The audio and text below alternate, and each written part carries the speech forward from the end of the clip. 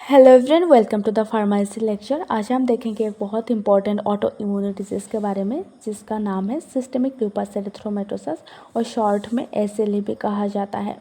तो ये एग्जाम की पॉइंट ऑफ व्यू से बहुत इंपॉर्टेंट डिजीज़ है और कई बार एग्जाम में क्वेश्चन भी पूछा गया, तो थोड़ा सा कंसंट्रेट करना। Systemic lupus erythematosus SLE is a chronic autoimmune disease. ये एक लंबा दिन तक चलने वाला ऑटो इम्यून डिजीज़ है, जिससे क्या होता है, हमारे बॉडी की इम्यूनो सिस्टम के इम्यूनो सेल्स हाइपर एक्टिव हो जाते हैं ओन सेल्स के लिए, और मल्टीपल ऑर्गन को टारगेट करते हैं और इसको इन्फ्लामेशन भी कर देते हैं। Were the immuno system attacks multiple organ including skin, joint, kidneys, heart, lungs and blood cells, जिससे किडनी, हार्ट, लंग्स को अटैक करता है। इसके अलावा skin, joint and blood cells को भी अटैक करता है। तो थोड़ा सा देखते हैं कि कैसे इन्फ्लामेशन करता है ऑर्गन पर। देखो, यह एक ऑटो इम्यूनो डिजीज़ है। तो क्या होगा, बॉडी पहले एंटीबॉडी बनाएगा, ऑटो एंटीबॉडी, और हर सेल के सरफेस पे क्या होता है, एंटीजन होता है। तो जब भी सेल को अटैक करने जाएगा तो सेल के सरफेस पर एंटीजन होगा।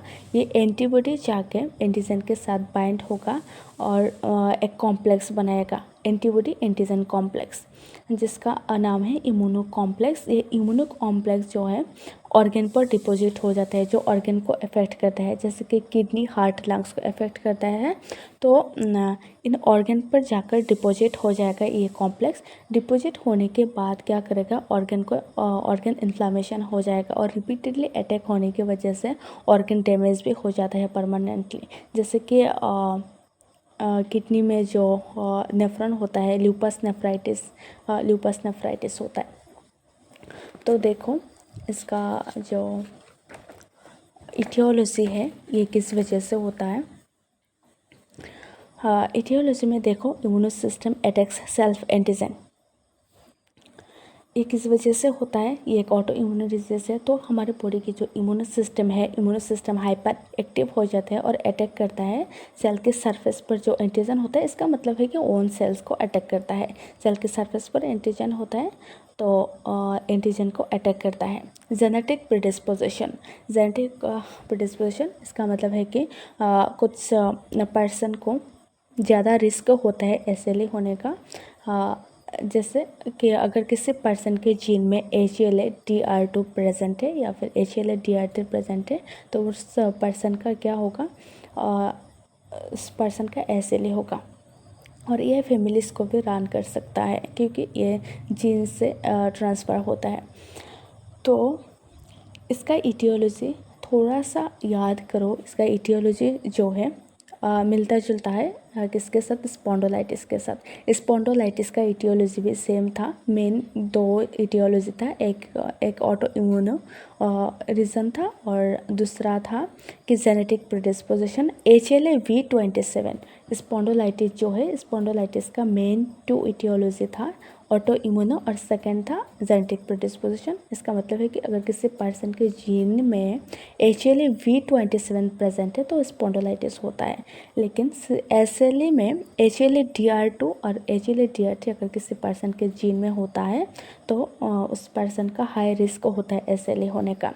इन्वायरमेंटल ट्रिगर, कुछ इन्वायरमेंटल फैक्टर की वजह से भी SLE ट्रिगर होता है, जैसे UV लाइट या फिर सनलाइट के एक्सपोजर में और इन्फेक्शन की वजह से भी SLE ट्रिगर होता है। और अगर किसी पर्सन का SLE हुआ मान लो, तो उस पर्सन अगर सनलाइट के एक्सपोजर में ज़्यादा टाइम बिताया तो इसका स्किन कंडीशन और वर्सनिंग कंडीशन में पहुंच जाएगा। एग्जैक्ट कॉज ऑफन अन, कुछ पेशेंट में क्या होता है, एग्जैक्ट कॉज पता नहीं होता है। सम मेडिसिन, कुछ मेडिसिन लेने से भी क्या होता है, SLE होता है। जैसे कि हाई ब्लड प्रेशर की मेडिसिन हाइड्रोलेजन से भी SLA ट्रिगर होता है। और टीबी की मेडिसिन फर्स्ट लाइन याद करो, टीबी की जो टू टाइप की मेडिसिन दिया जाता है, फर्स्ट लाइन और सेकेंड लाइन। फर्स्ट लाइन में आइसोनियाजेट होता है, तो ये आइसोनियाजेट से भी SLA ट्रिगर होता है। क्लिनिकल फीचर देखो, पेशेंट का साइंस एंड सिम्टम्स कैसा होगा, फीवर, वेट लॉस होगा उस पर्सन, जनरली उस पर्सन का क्या होगा, टायर्ड फील होगा, फीवर होगा, वेट लॉस भी होगा। डिस्क्वाइड रैश का मतलब है कि उस पर्सन का क्या होगा, फेस पे रैश होगा, मोस्ट कॉमनली फेस पे रैश होता है। और समटाइम्स कुछ पेशेंट में नोज और चेक पे बटरफ्लाई शेप रैश होता है।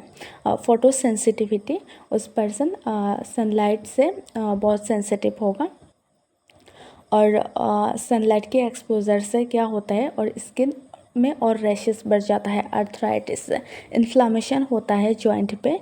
मोस्ट कॉमनली कौन से जॉइंट पे इन्फ्लामेशन होता है, हैंड के जो फिंगर है, फिंगर के जॉइंट में, रिस्ट के जॉइंट में, और नीज जॉइंट में भी इन्फ्लामेशन होता है। मोस्ट कॉमनली ये 3 जॉइंट में इन्फ्लामेशन दिखाई देगा। एनीमिया होगा, ल्यूकोपेनिया होगा। देखो डेफिनेशन में पहले ही मैं बोल चुकी हूँ, ब्लड सेल्स को अफेक्ट करता है।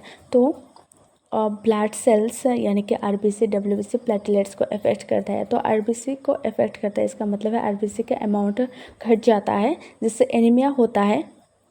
ल्यूकोपेनिया, इसका मतलब है कि WBC का लेवल घट जाता है। WBC का लेवल अगर घट जाता है तो इन्फेक्शन के रिस्क ज़्यादा होते हैं, क्योंकि WBC सेल ही प्रोटेक्शन करता है इन्फेक्शन के लिए, इन्फेक्शन से प्रोटेक्शन देता है। अगर इसका अमाउंट घट जाएगा तो कौन फाइट करेगा इन्फेक्शन के अगेंस्ट। तो इसका पैथोफिजियोलॉजी देखो, पैथोफिजियोलॉजी कैसे होता है, ये देखेंगे कि ऑर्गन को कैसे डैमेज कर देता है। The body produces auto antibody, ये एक ऑटो इम्यूनो डिजीज़ है, तो बॉडी क्या करेगा, ऑटो एंटीबॉडीज बनाएगा। Most commonly antibodies, anti nuclear antibody बनाएगा, और एंटी dsDNA एंटीबॉडी, ये 2 एंटीबॉडी बनाएगा बॉडी की ओन सेल्स को अटैक करने के लिए। उसके बाद क्या करेगा, ये एंटीबॉडी जाके सेल के सरफेस पर जो एंटीजन होता है, एंटीजन के साथ बाइंड होगा, बाइंड करके एक कॉम्प्लेक्स बनाएगा जिसका नाम है इम्यूनो कॉम्प्लेक्स। जिसका नाम है क्या, इम्यूनो कॉम्प्लेक्स है। इम्यूनो कॉम्प्लेक्स जो है डिपॉजिट हो जाएगा ऑर्गन पर, जो ऑर्गन पर अफेक्ट करता है, जैसे कि किडनी, हार्ट, लंग्स को अफेक्ट करता है, उस ऑर्गन पर जाके ये कॉम्प्लेक्स डिपॉजिट हो जाएगा। Kidney, skin, joint, heart, lungs, इसके अलावा स्किन को, जॉइंट को भी, और ब्लड वेसल को भी, ब्लड वेसल में भी डिपॉजिट हो जाता है। तो deposited complex triggers inflammation, leads to organ damage. ये कॉम्प्लेक्स ऑर्गन पर जब डिपॉजिट हो जाता है तब क्या इन्फ्लामेशन को ट्रिगर करता है, जिससे ऑर्गन भी डैमेज हो जाता है। और रिपीटेडली ये कॉम्प्लेक्स ऑर्गन पर अटैक करने की वजह से इन्फ्लामेशन पूरा ऑर्गन पर स्प्रेड हो जाता है और परमानेंटली ऑर्गन डैमेज हो जाता है। फॉर एग्जांपल ल्यूपस नेफ्राइटिस होता है। किडनी के अंदर जो फिल्ट्रेशन करने के काम करता है नेफ्रॉन, इन नेफ्रॉन की सेल्स डैमेज हो जाता है, इसका मतलब है कि किडनी डैमेज हो जाता है।